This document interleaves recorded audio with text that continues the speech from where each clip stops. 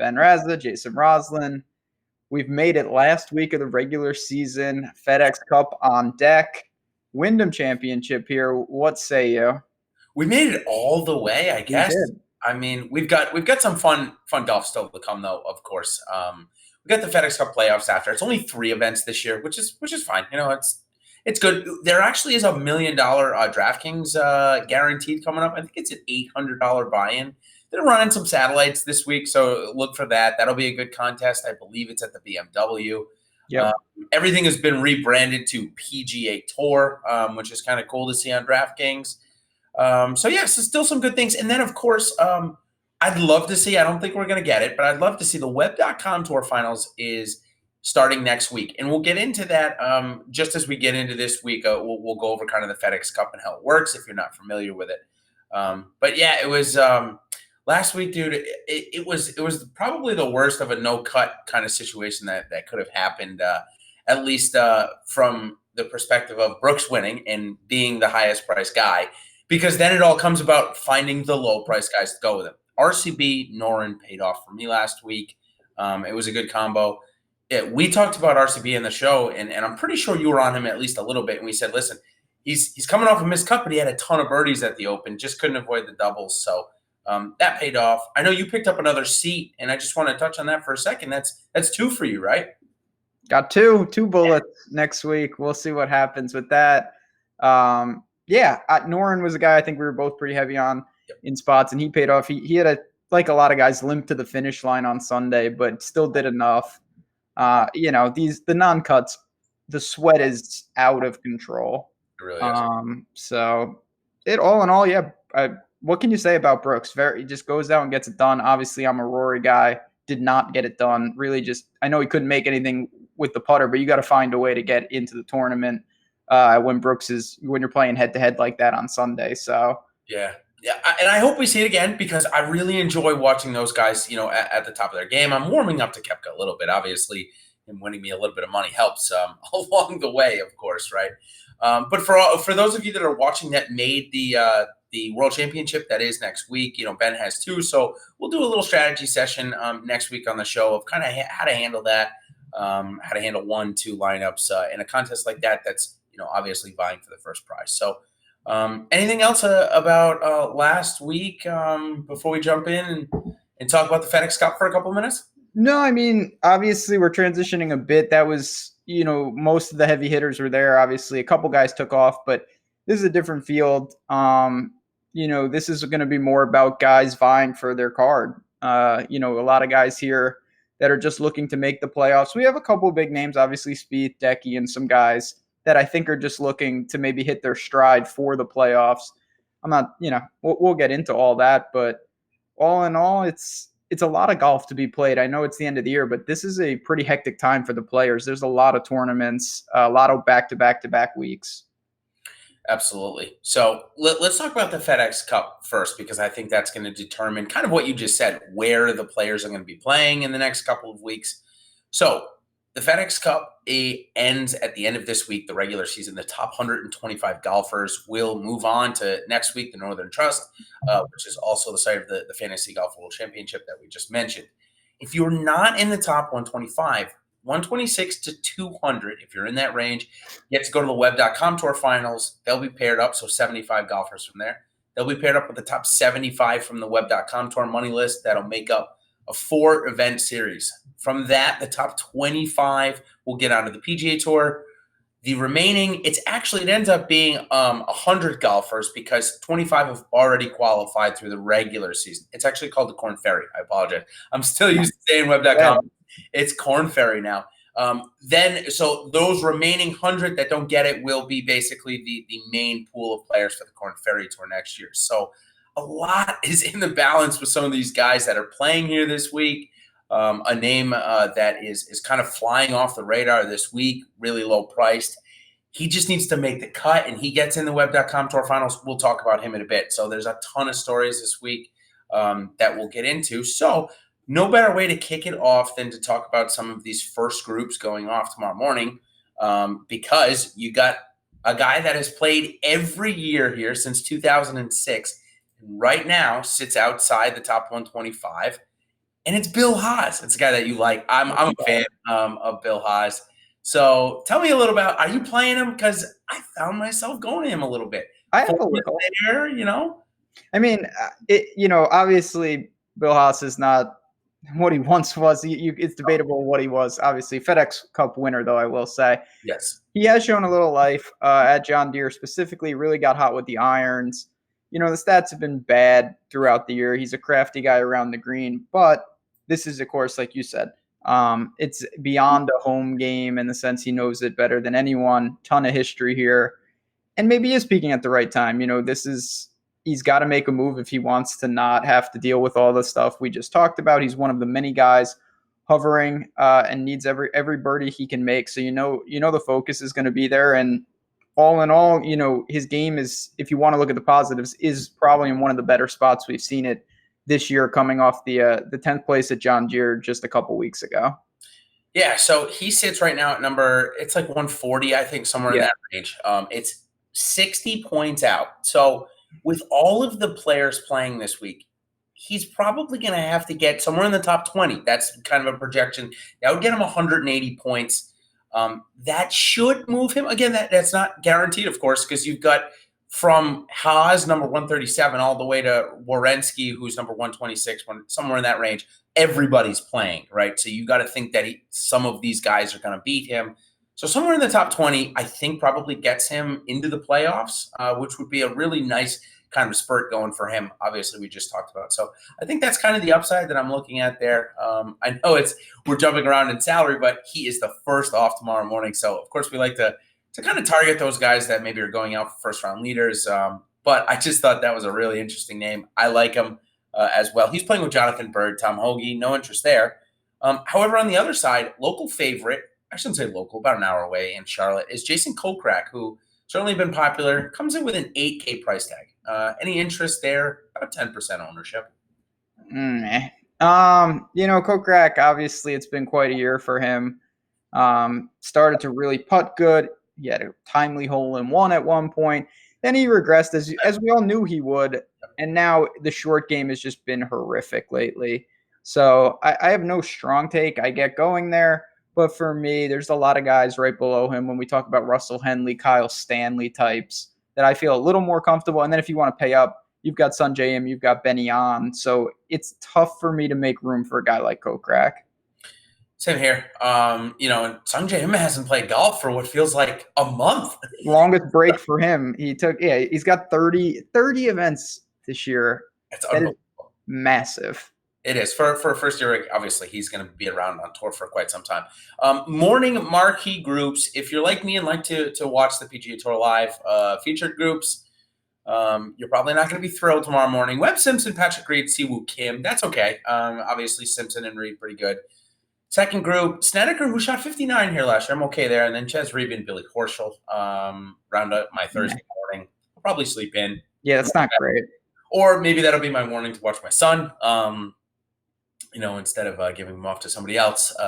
And then Friday morning, however, you're going to get who's the afternoon, obviously tomorrow, you're going to get Paul Casey, Charles Howell, Jordan Spieth. So my Friday morning is obviously, I'm going to be sitting in front of the TV. You get Morikawa, Wolf, and Adam Long as well. Now, obviously, there's some huge names, but let's talk about Adam Long for just one quick second. He threw up a bunch of points last week. He actually played pretty good in his first WGC, or it might be a second. What do you make of him as kind of a long shot dart this week, playing with the group of these kind of PGA Tour winners and probably a little out of his element? Yeah, I mean, Adam Long's a guy that obviously he came basically out of nowhere, won the Desert Classic. And although it hasn't been the best year since then, I have been impressed that he's even, competed in a couple spots. He was really good at API, a couple other decent finishes. So the consistency is not there. I think we all see that when you see strings of missed cuts. But at the same time, he does show that he has some upside. He can get really hot. And obviously the guy has one on tour. You can't take that away from him. Not sure I get to a ton of them. He's very cheap. If you want, there's a multitude of guys in the sixes that are very difficult to sort through. I have a couple of them that I'm okay with, but all in all, I tried to avoid going down there. Yeah, I think it makes sense. There's some guys definitely that I'll be taking at least a few shots on down there. We'll get to that in a bit. So That is one last thing on the AM Friday morning. So this is for your round 2 showdown, which have been some really good prize pools lately. 10K to the second round. So these are guys going off tomorrow morning. Any interest in Lebiota, Prue, Bazzelli, or Burgoon? Not really. Bazzelli just got in as an alternate, and I'm glad he did because he's another guy hovering on that bubble. So I wouldn't be stunned to see him play well, but all in all, I kept it pretty simple down low. I didn't mess around too much with those type of guys. What about you? Any of those type of dart throws? Burgoon for a showdown for me, I think makes sense. Okay. I think he's sitting on that bubble as well after a top 5 last week. And these guys will obviously have a chance to get their tour card or improve their status, the 125 to 150 category. So it's not like they're, going to go away and go home. Some of these guys actually will not really have many starts next year at all. But most of them will get about 15 to 20. Prue is a guy that can light it up, but he's kind of fallen off. So not really, no interest. Other than Burgoon, I'd take Burgoon. All right, so let's go. We'll talk about now the chalk above 8K. And there's I would say about 7 guys that are going to get over 15%, but probably no guys that are going to get over 22%, which is just it's condensed. It's really kind of focused on 8 or 10 guys. So top ends, Simpson and Matsuyama. Simpson's going to come in 20%. Matsuyama's going to come close. I don't know. I can't get to really play either of them at a 20% ownership at this price. Yeah, obviously for me, or maybe I shouldn't say obviously, but Webb Simpson, I know he's playing fantastic, and he's a damn good player. 11-2 and popular is just not for me. I think there's a ton of room where he plays just fine, and he's a very, very reasonable fade. This is not like Webb where he's 8,000 and he comes in 16th and he helps you. He needs a gigantic finish. 5. I would rather roll to Decky. I know Decky has concerns of his own. He's really not playing great. Was disappointing last week for sure. I still lean to him if I paid up. The wild card for me is your boy. I'm not really sure what to do with Spieth, to be honest. I doubt he's as popular as them, though. Yeah, it looks like, and here's the thing. At the AT&T, when it was a similar type field where Dustin Johnson obviously was the clear and away favorite, he was 40% owned in GPP. So I'm saying the $5, not even like the 44. So obviously he was super popular. And Spieth was the next guy on the board, and he was coming off a decent start. And he came out at like 23%. Now, I think that with the emergence of Morikawa and Wolf and Hovland, I think that takes a little focus away, in my opinion. But I still think we're going to trend closer to the 15-20% range. In the high dollars, I don't think anyone wants to play him, and I think I at least want to believe that I've created some of that effect with some of these higher rollers that they just can't stand him and they can't stand me talking about him. That's hasn't worked out for me yet, but I'm hoping this week is the week that it'll actually work out. I've been putting in a full year's worth of work and beating on Spieth for maybe this one chance to go under own. Probably doesn't though. I can sit here and make the case for him if you want me to. I mean, 22 birdies leading the field last week. It's pretty much all I personally need to see because Sedgefield is way easier than TPC Southwinds. On a historical basis, it's not even close. And one of those things that is a lot easier at Sedgefield than TPC Southwinds is off the tee. You have much more room to spray the ball, and that's what Spieth does. They're the third easiest greens to hit. I would be surprised if Spieth comes out of the top 5 this week, honestly. I think that this is the type of course that can get away with 40% driving accuracy. And I think it'll be a little better than 40%, but it's one where he won't win. Hovland or Wolf or Morikawa will beat him if he hits 40% of his fairways. But I still think he ends up coming in top 10 and probably has a good chance to outscore Webb Simpson at that point. I mean, Spieth is just clearly a wild card. Obviously, Webb to me is clearly safer, but I'm not really worried. These are the top end guys, and Chad's talking about this right now. Yeah, if Webb wins the tournament, you're absolutely cooked if you don't have him, of course. But at the same time, he's a clear dog. I mean, you're looking at just look at the Vegas odds, look at the top 5 odds. If the ownership amasses to the level that I think it'll be for Webb, depending on what tournament it is, there's just a million other guys that I would rather start with. We haven't even mentioned Patrick Reed, who's one of my favorite plays. He's sub 10K. I have no problem starting there. So a lot of chalk coming in these next two guys. And when I say chalk, it's if you put them together, you're probably going to get 40% in the big $5 and go up from there. 50% in the 44, probably 60% in these single entry stuff. And I'm talking about Patrick Reed, Paul Casey, and it makes sense. Paul Casey, if you statistically look, greens and regulation, I think he was top 5 or top 10 last week. We know he struggles with the putting, but both those guys playing pretty good golf. Did you differentiate? It sounds like you did and went to Reed more, or were you pretty even between the two?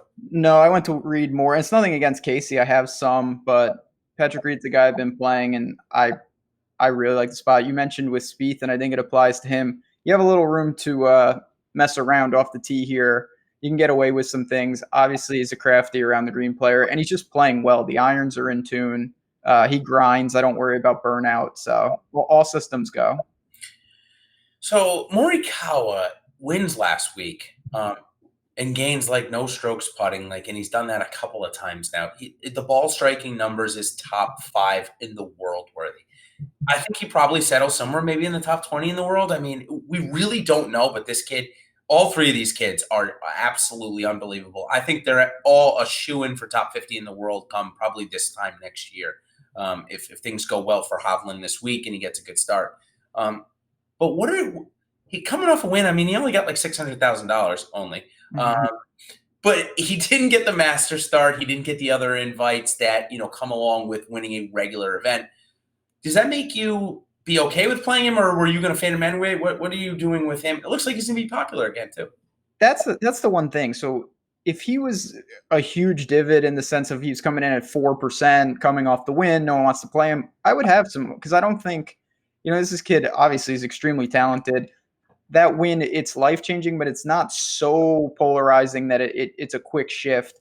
He still has goals, like you mentioned. I wouldn't be surprised if he plays well, but similar to Webb Simpson in the sense that a lot of the things that I would equate with a quality week aren't going to get it done at that price. So I actually rolled those shares elsewhere. Or such. It took the salary difference. Yeah, I took the salary difference. I went down to Cam Smith like a real sicko in a couple spots. Neiman is there, who I don't love, but he's there.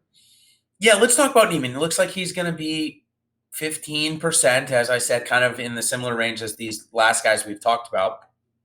Are you playing him there? I have a little. So Neiman, it's tough because Hovland's in this boat.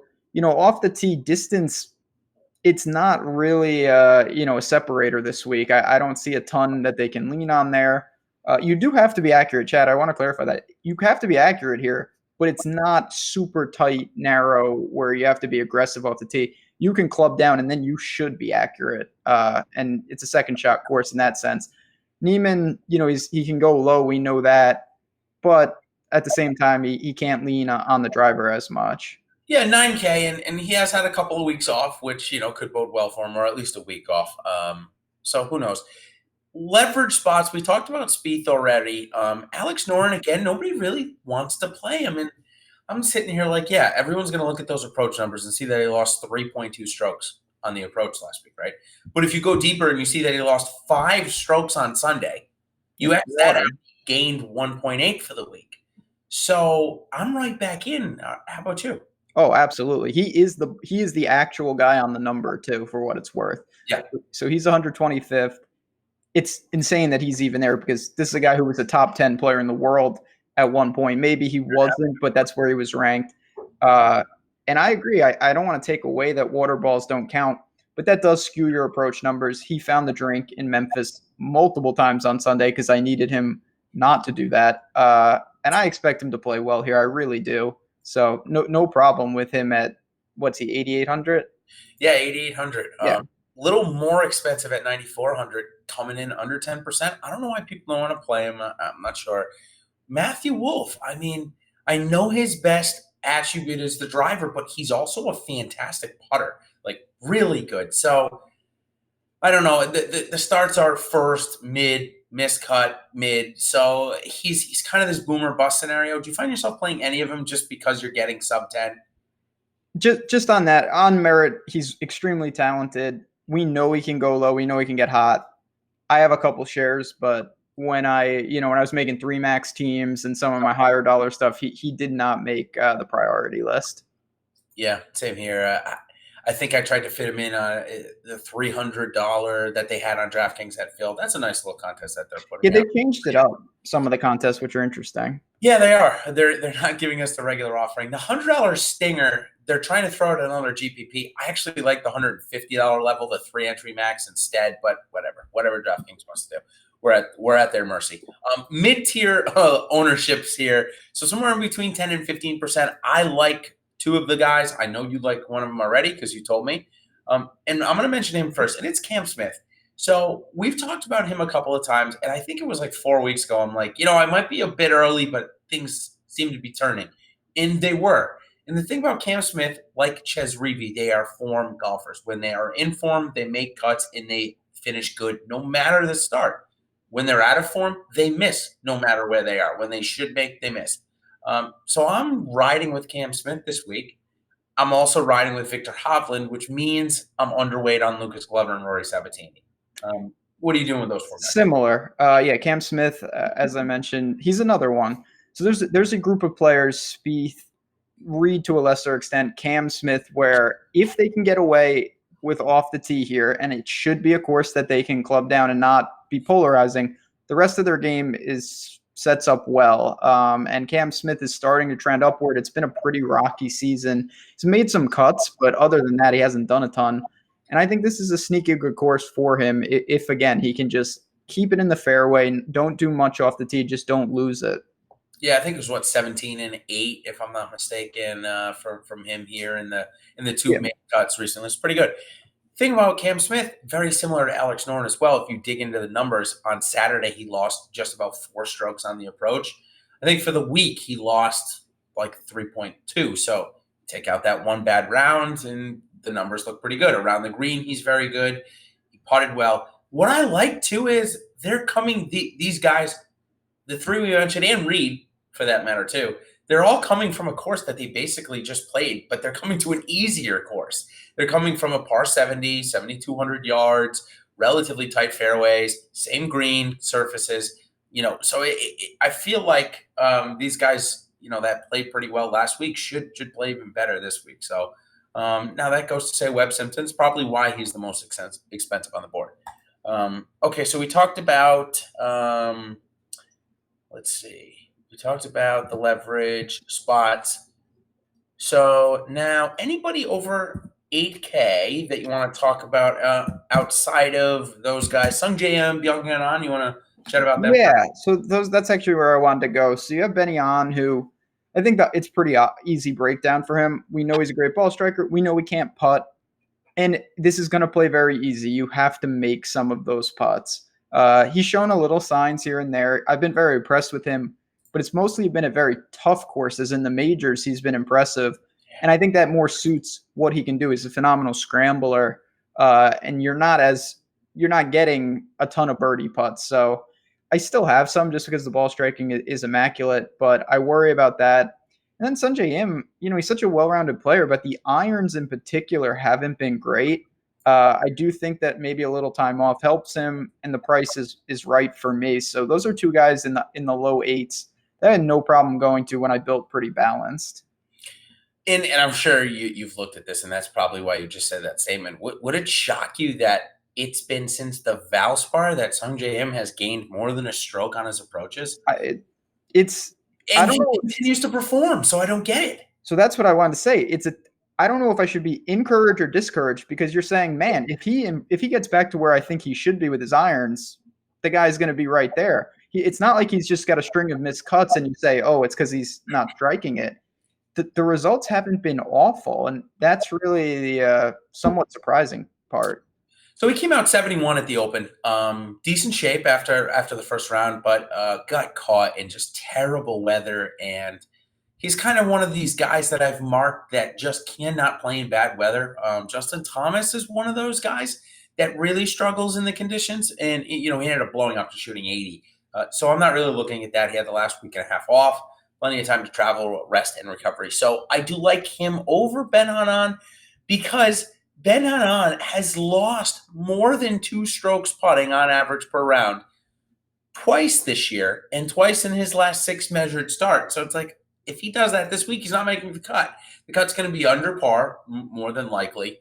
So, yeah, I'd rather go to Sung J M there. I think if we're deciding between the two, I'd rather. But I do like Ben Anon. I played him at the Open. He did really well for me at the Open. He was part of my big lineup on DraftKings. So I'm not saying it's not bad. He was also, what, $7,000? Now he's 8,200.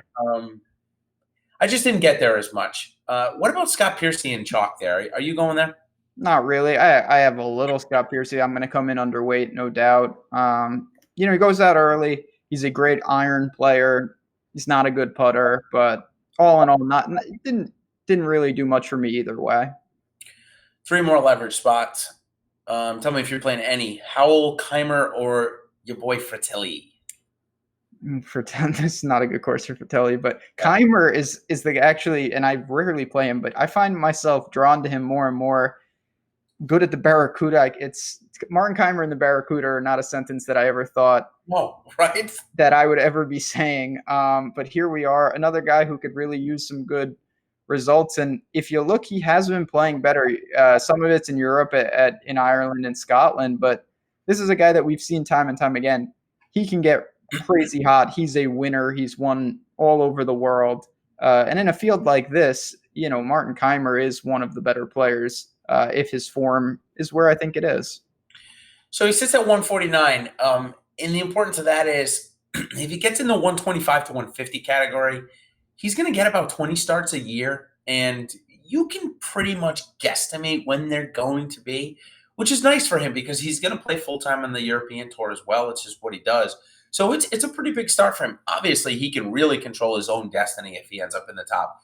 He's going to have a similar start to Bill Haas, which is probably a top 15 for Kaymer, gets him to the 125 mark, maybe a top 10. So, again, I like him. I'm more drawn to him. 14th place here a couple of years ago. Been playing much better, and you're going to get 5%, maybe sub 5% in some spaces. So, nothing like terribly serious, but I think he's a good candidate for the $5 and the $44 MME lineups.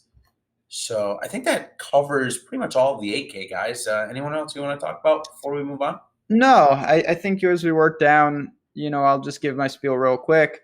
I mentioned Russell Henley earlier in the show. He's been awful all year. Came, I don't want to say out of nowhere at JDC because there were signs that it was trending upward. Followed it up with a good week at the Barracuda. Goes to Bermuda. I think there's a lot to like there. Kyle Stanley in the same boat.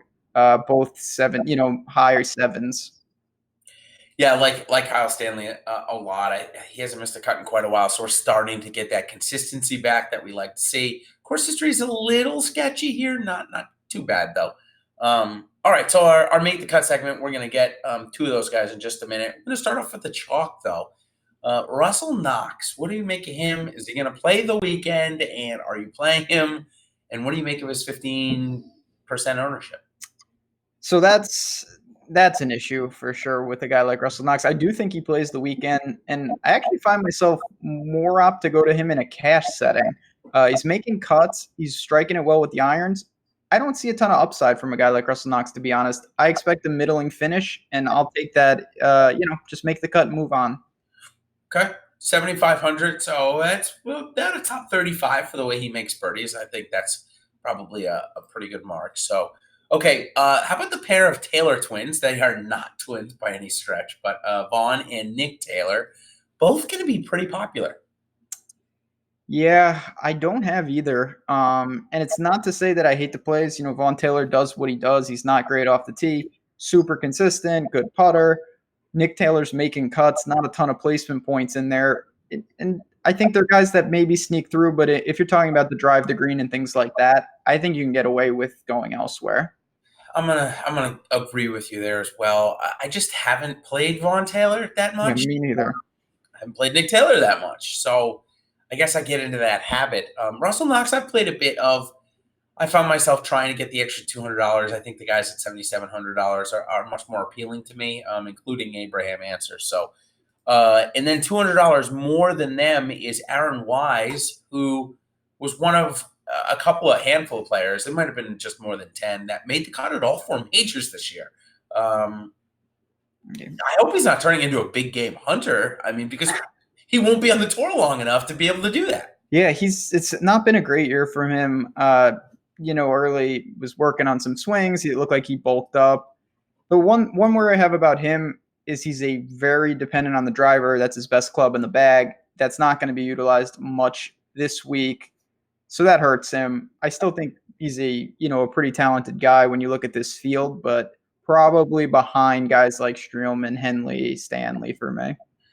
Yeah, I agree. And I think with Wise, if he makes the cut, he should be safe. If he misses the cut and stuff goes haywire, I guess he could be on the bubble. He's at 110. I don't know mathematically. What would have to happen? 16 guys, obviously, below him would have to score enough points to pass him. It's probably unlikely. So he's probably safe there.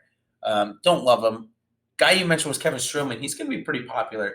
Did you find yourself just playing him over Wise, or did you actually find yourself playing him, period? Playing him over Wise. I don't have a ton to say about him. He's another guy that he kind of does his thing. He's good with the short irons. We've seen him get hot here and there. But, I took a pretty aggressive stance. It's a week that I didn't see a ton in. And so I was willing to say, you know what, I'm going to try to get away with some of these middling guys so I can make more permutations in some of the riskier exposures. Yeah, and he gets hot tee to green. I mean, He there's does. absolutely no doubt about it. He goes on patches. I mean, 5 out of the last, 10 events, he's gained more than a stroke and a half. So he does get hot with it. I don't know. The course history, there's nothing there. So I guess I'm just not drawn to him, where I am drawn to Abe Answer because I believe the talent level versus Kevin Streelman is just much better. You playing Abraham Answer this week?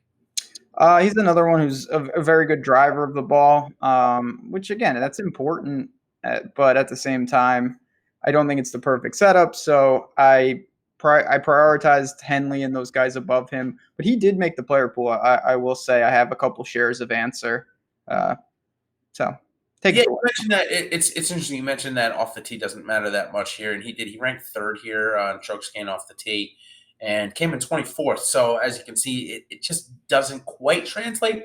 But I would take a 24th right now at 7,700 with the way he makes birdies. I would take that. I think at this point that would be like what I would consider a break even. Obviously, I'm looking for a top 15 there out of a 7,700 guy, but in these smaller events, the 100-man field events, I would take a top 25 at this point. So, okay, who is next on my list? Let's see. I got Kyle Stanley. It sounds like we both like him. Both good from the proximity from mid range.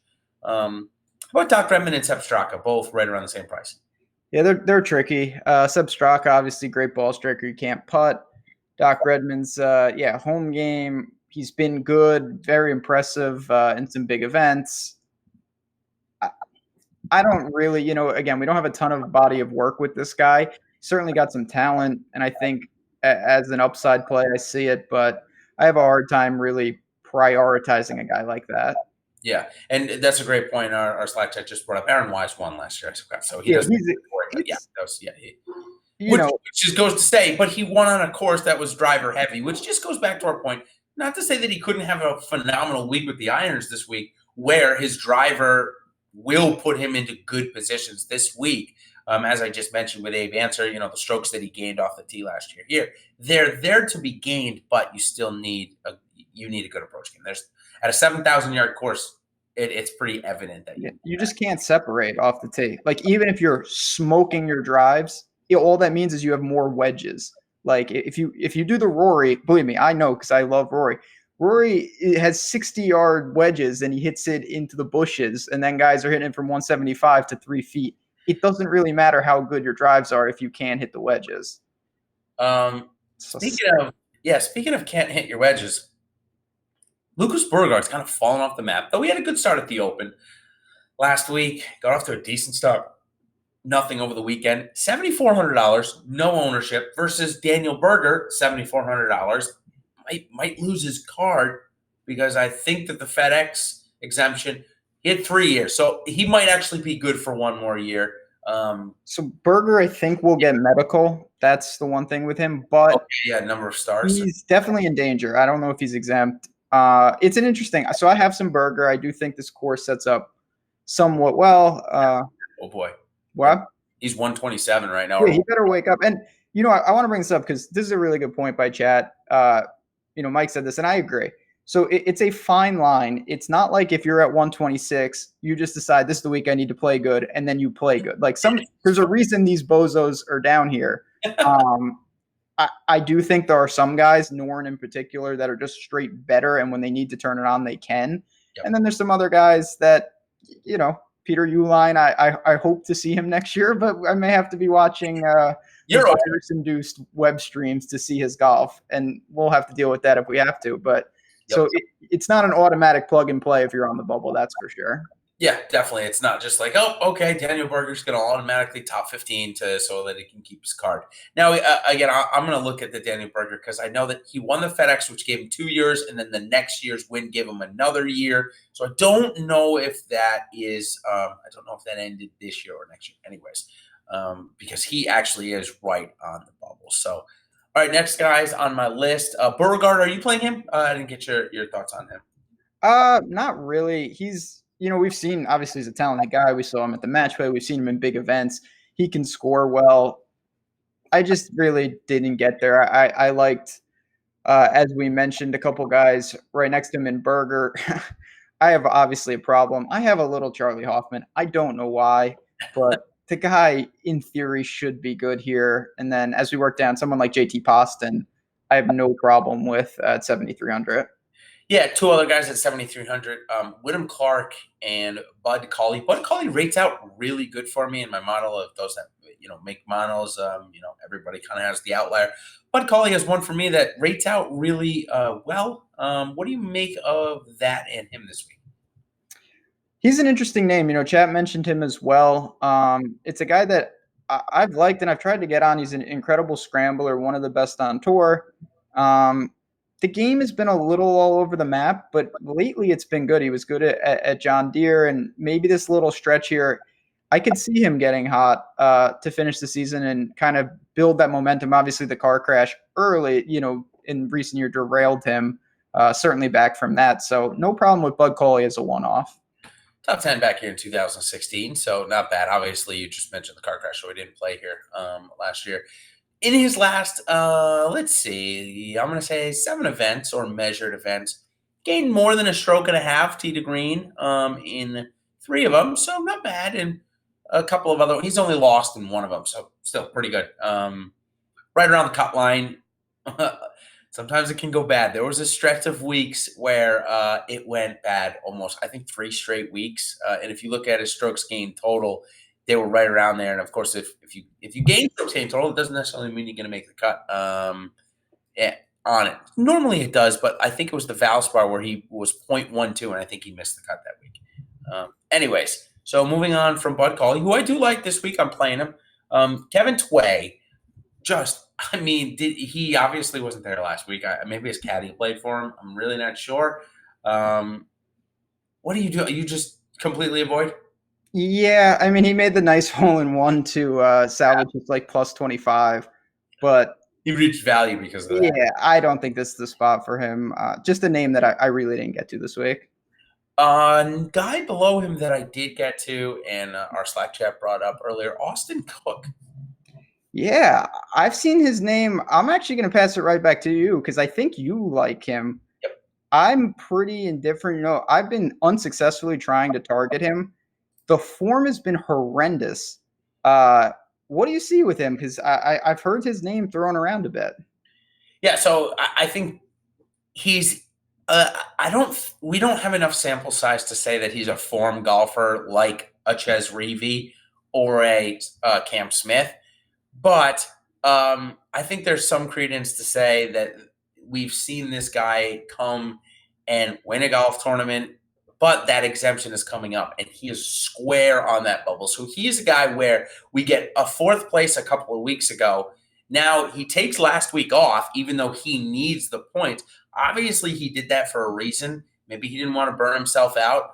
But I think that was proper planning for him. And I think there was a reason why he did that. I could be looking too far into this, and he could have just had a freaking wedding last week and he couldn't play. I honestly have no idea. But he pulled out of the event, and he is squarely on the bubble. So I think that's one where I'm trying to philosophize, I guess if that's a word. I don't think so, is it? But Sounds legit, but who knows? it could be. I might not be using the right verb tense. But anyways, that he took the week off to prepare for this week where the points are double basically what they were last week, knowing he really only needs to make the cut this week for the most part.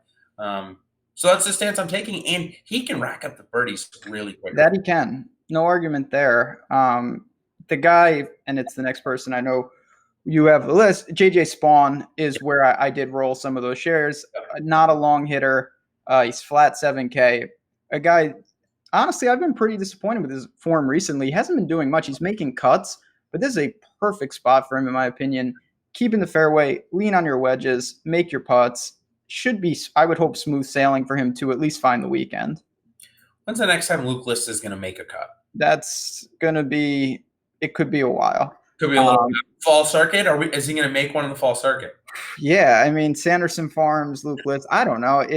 He's a classic guy that we've seen this, whether it's, you pop at a major for a little, or you have a chance to win and you don't, and then you kind of fall back. We've seen that with Dahmen. We've seen that with List. Obviously, HV3 took some time after his final group. That happens, and obviously Luke List has lost his game right now. I mean, he hasn't gained tee to green since the PGA, exactly like you just said, his last made cut. It's been absolutely terrible for Luke List recently, so no interest. You mentioned HV3. Are you playing him? He's kind of bounced back a little bit. And this is a home event for him? He's a Carolina guy. I'm not sure exactly if he's where that is for him, but the thing about him that's just tricky, we know he can score, but the stats are just all over the map. He gains a little off the tee and he loses with the approach. The putting is hit and miss, and I tend to target him maybe on a little longer track, to be honest. So none for me. I think he'll garner some ownership based on, I'm talking low still, but in the sense of people see the name, they know the Carolina connection, and he is a pure scorer. Sam Ryder, any interest? That's your boy. The super putter. Not this week for me. I rolled most of it to JJ Spawn. And I wanted to ask you about Roger Sloan, who's in that same area. Chad was mentioning him. Guy, really good form lately. I think he's playing a little over his head, but I don't hate it at 7,100. I don't either, and the guy can light it up with his irons. I mean, we've seen a couple of times this year. For a guy that's priced 7,100, well, nothing. I thought it would be better. I don't know why I thought that. Anyways, a couple of times he's gained over 4 strokes, which is, on average a stroke with him.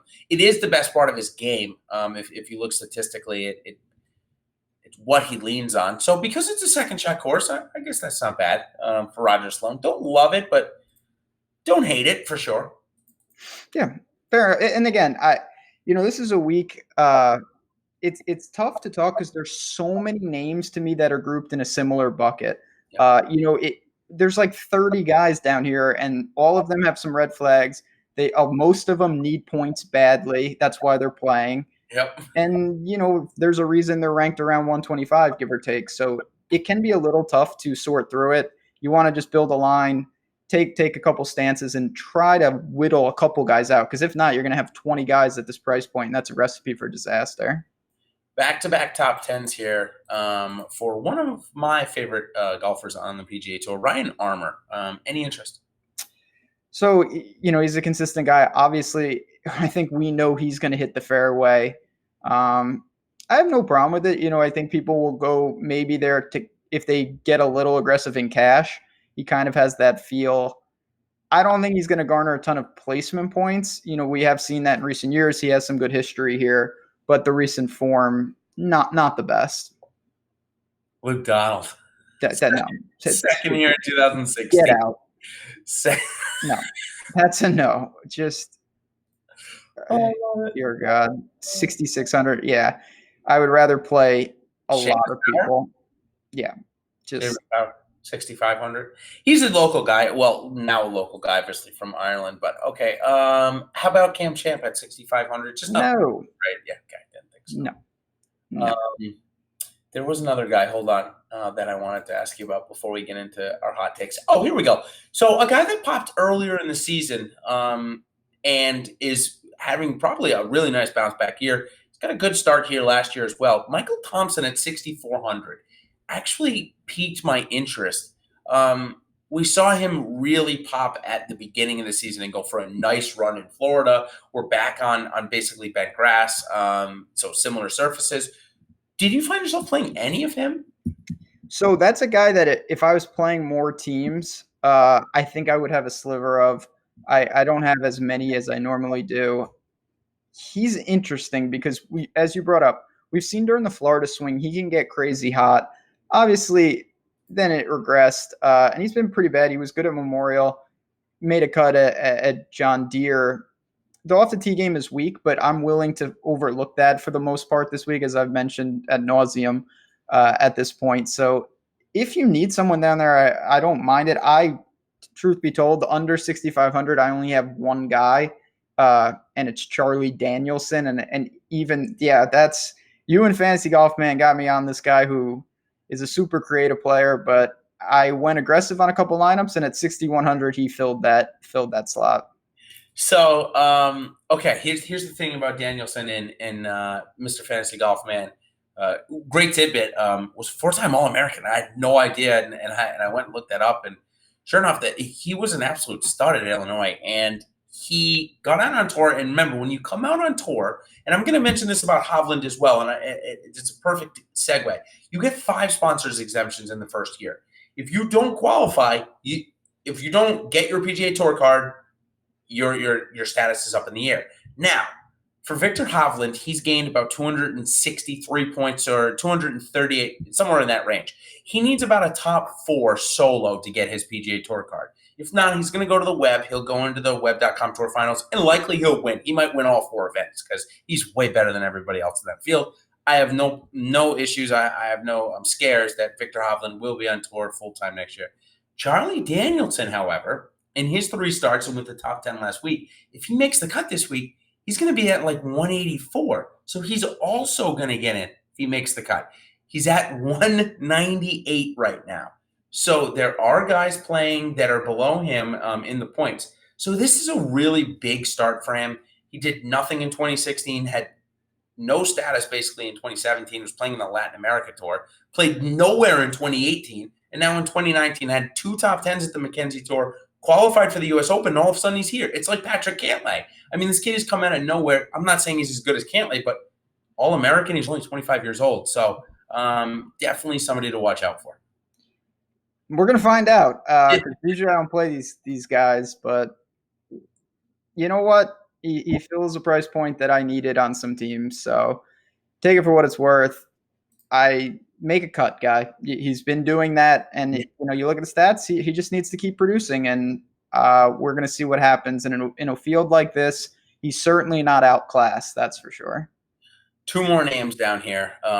John Chin, and he was a web.com tour grad. The guy made like 2 cuts all year, right? But all of a sudden, if you go look at his stats from the John Deere, he came in 31st, but the stats looked pretty decent. I'm going to click back. Give me 2 seconds. And then last week he came in 3rd. Like, this guy out of nowhere has had back-to-back good starts. Okay, sorry.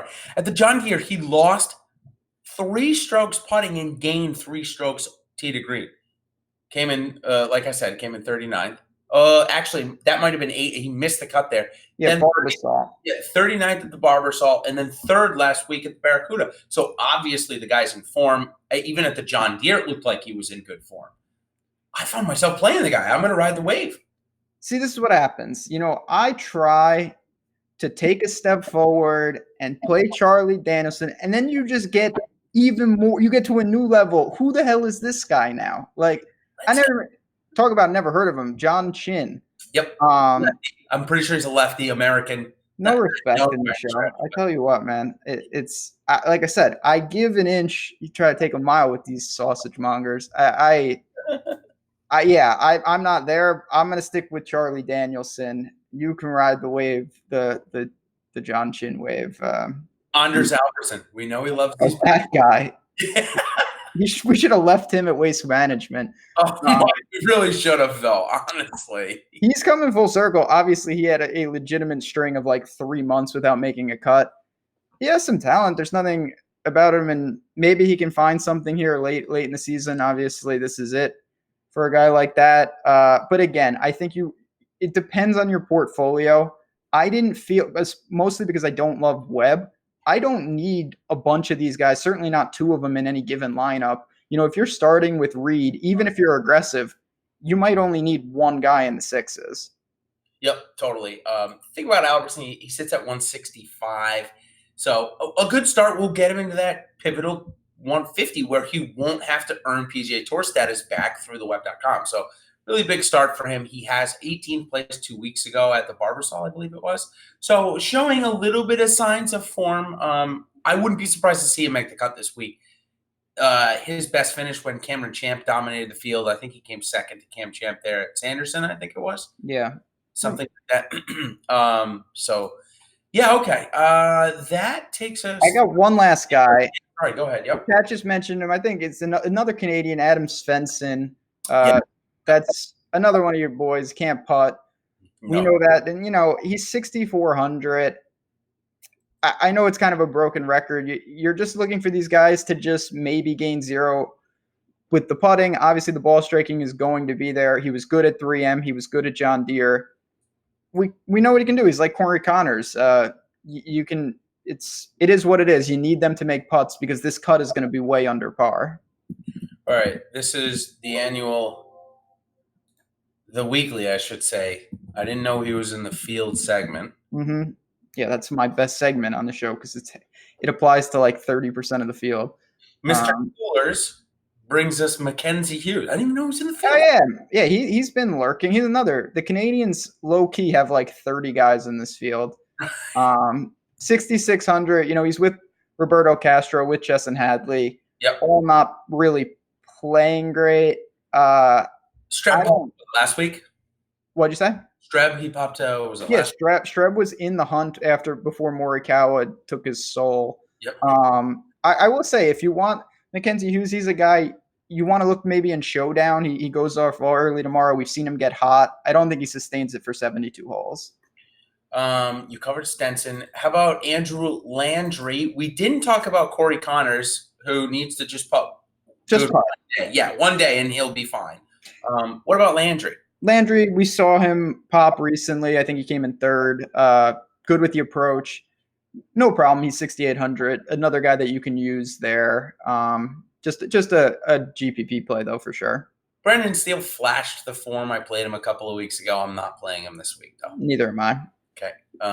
Last one, Johnson from Charlotte Wagner. So relatively local. Not really from me. Nah, not for me either. All right. Is the chat wants to know, obviously, we got a Spieth hot take or what? Yeah. All right. So I think this is the better one. I do think he comes top 5. I think this is his best chance to win that he's had all season. I mean, the field is legitimately the worst he's probably played against. So I'm going to take 25 or more birdies. I'm going to take the over. Yep. He had 22 last week. So I'm going 25 or more. And I will take anyone that wants to go into my Twitter, and I'll take a couple of takers there. I'm going the over. Nothing, just for funsies, monies, maybe a bottle of wine or something like that. Hit me up. You guys know me on my Twitter. That is my Spieth hot take. If he makes 25 birdies, I'm not going to say he's going to win though, because there's a triple or a double lurking. I think if he gets 25 birdies, he's a shoo-in for a top 5, though. And points on DraftKings should really help there. 25 or more birdies. Okay. What do I want to say? Oh, boy. I wanted to say Patty Reed wins, but I don't even think that's that big of a hot take. He's in the 20s. I'm going to say Bill Haas keeps his card. Yes. I think Bill Haas does enough to get through. He's someone that he's going to have to putt because he doesn't make a ton of birdies. I think we all know that. But I think he finds a way you couldn't ask for a better finish for him in the sense this is the best course he's going to find for his game. So in a fitting way to end the year, you go to your boy, I go to mine.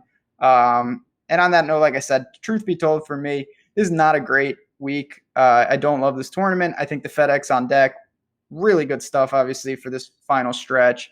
We'll be back in action next week. We'll be talking, the full field. We got all the big names for the remainder of the year. Football will be coming. We'll be talking about what we're going to be doing on that front. Any final thoughts before we duck on out of here? Yeah, I'm really excited for the FedEx Cup playoffs. The guys looked like they all still cared. I was nervous last week at the WGC, like that we're going to see a bunch of golfers that really didn't care because there's no majors. But big time events, obviously the deal with DraftKings is exciting me more. They've got some really good contests coming out. So, and still a big full cut event next week. And you get some of the, most of the best players in the world. So that's always fun. When are we going to see Tiger again? Are we going to see him next week? Yeah, the big cat. I would assume so. He should just shut it down. Yeah, he may. I mean, the end of the year, I'll see you at the President's Cup. He'll be chilling. Yeah, chilling at the Hero. We'll see. Like I said, it's a really good time, even though the majors are over. So, chat, as always, we appreciate you. Try to answer all those questions. If you, for some reason, we talked about, it felt like every golfer, but our Twitters. I hope you're in Slack. If you are, drop in there where we've been talking golf for a while. I did office hours. Jason's always in there. Plenty of articles. Hit the like button on your way out. And if you have any questions, like I said, get in contact with us. We'd love to have you in the community. So we're going to bounce on out next week. FedEx Cup, same time, same place. We hope to see you then. Good luck, everyone.